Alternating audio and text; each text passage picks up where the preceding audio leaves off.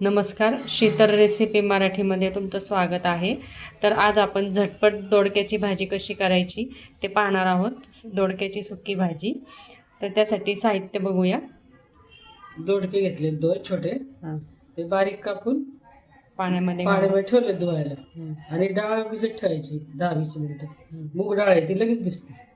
आणि लसूण थोडं ठेचून घेतलंय, थोडी कोथिंबीर, बाकी सगळे मसाले घालायचे आपल्या घरात आहे ते। इथं कढईमध्ये तेल गरम करायला ठेवले, 2-3 चमचे तेल घातलेलं आहे। त्याच्यामध्ये मोहरी घातली आहे, जिरं तडतडले की त्यामध्ये लसूण घालायचं। जिरे मोहरी छान तडतडली की लसूण घालूया, ठेचलेला लसूण।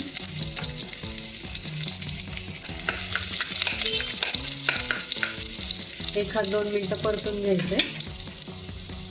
हळद सगळे काय घरात असेल ते मसाले। लसूण छान लालसर झालाय, त्यात हळद टाकली आहे, कांदा लसूण मसाला, थोडंसं लाल तिखट, थोडीशी धने पावडर, थोडासा घरचा आपला गरम मसाला बस।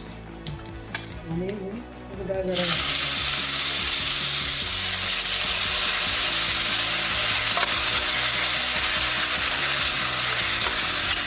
छान परतून घ्यायची आहे।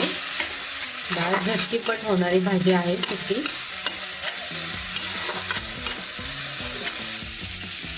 थोडीशी कोथिंबीर घालूया, भाजीत करताना खूप छान चव येते। आता आपण दोडका टाकणार आहे।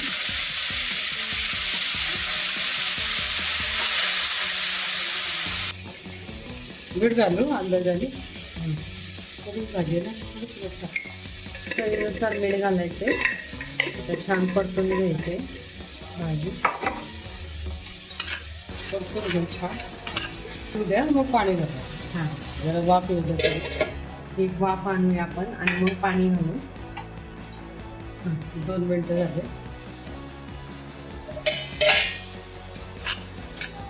पाणी सुटलं, मस्त वाफ झालेली आहे। वाफ मस्त आहे। थोडंसं पाणी घालायचं, तर वाफच थोडं शिजलं, थोडंसं पाणी घालायचं। तर आपल्याला लय सुक्का बी नाही करायचा, म्हणजे पातळ पण नाही करायचं।